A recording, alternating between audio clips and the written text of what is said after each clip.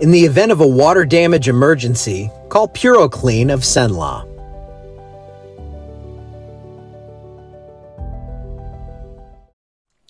Hey everybody, good morning. How's it going? We got the water moving from the right to the left. That means a northerly breeze along Toledo Bend, and that means we're going to see lower dew points and drier air coming in. But it's clear as a bell out there. I went ahead and took rain chances pretty much out of the forecast today. I can't rule out a shower way down south, but yeah, I think we're pretty much done.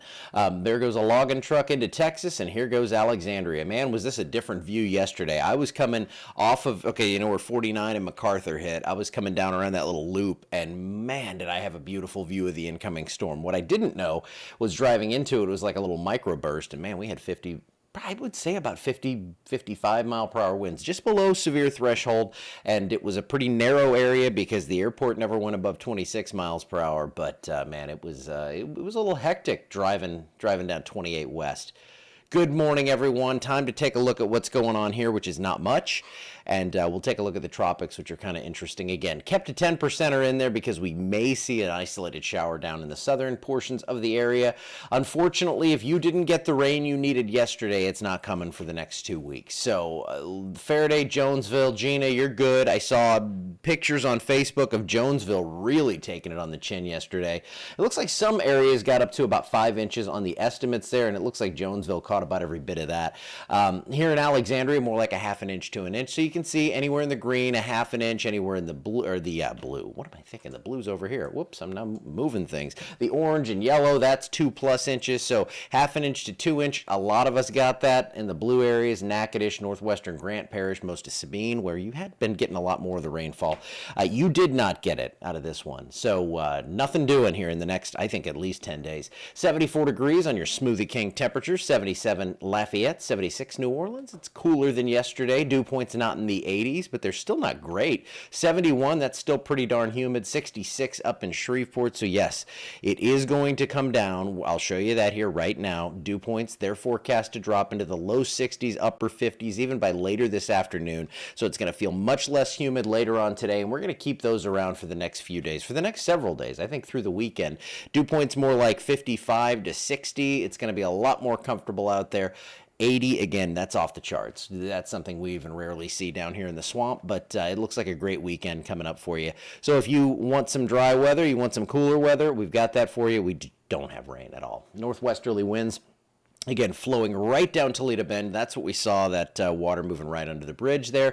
From right to left, I think winds are going to be in check today, but they're going to be from the northwest, and that's going to pull in that drier air, and we're going to feel it. It's going to be a lot nicer by this afternoon. 85 degrees, mostly clear, lower humidity. Give me more of that.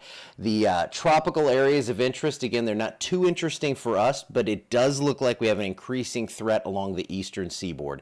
I think, I get it. When people say I like not much in the weather, I understand. Hey, I'm glad because we're taking a little day trip for our birthday girl out into, Lily's going to be 21, so we're going out there Sunday just for a day trip, see her out in Texas, so that'll be fun. But Umberto, we do have a new system, tropical system, 45 mile per hour winds right now. This is one of the systems, this one has developed. The other one is on the road to developing potentially. And look at this thing, Cat 3, Cat 2, moving up toward the Carolinas, but we have that other area to the left near the Bahamas. So we've got this area. This is Umberto. Well, first off, Gabrielle. Let's give her due. Moving on toward Europe and the Azores and all that. So I didn't even show you the forecast on that because, you know, it's gone. So this right here, that is Umberto. You don't pronounce the H. I learned that. My goodness, when was Umberto? 2005?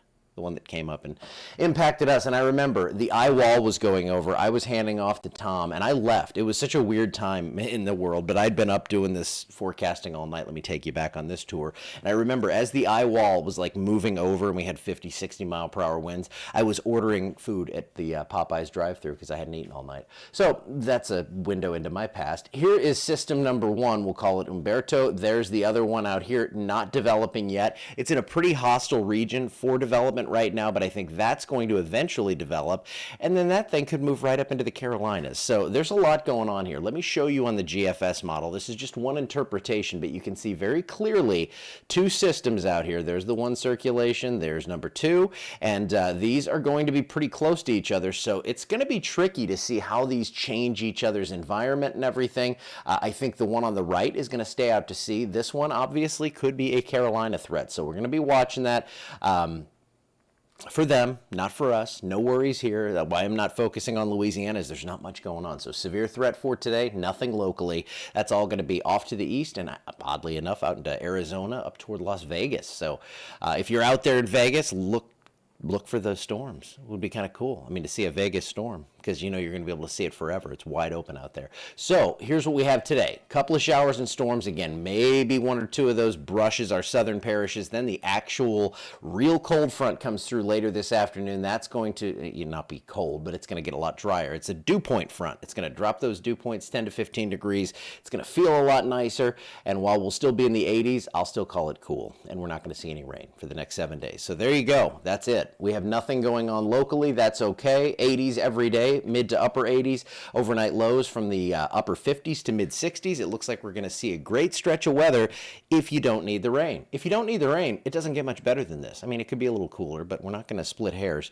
And then, as I've been saying, it's going to stay a little warmer into the first 9 days of October. We'll keep it in the mid to upper 80s, which is above the average for this time of year. And then we're going to see, I don't think, any rain. So I'm going to keep it pretty dry in my forecast in my head. I don't give you all the numbers out through 14 days because I don't really have them. I just have a general idea because after day 7, we're not that good. So that's what we're looking at. Nothing. I'm sorry. I get the boo. I don't know if that's a Halloween thing or if you're mad that we're not going to get rain.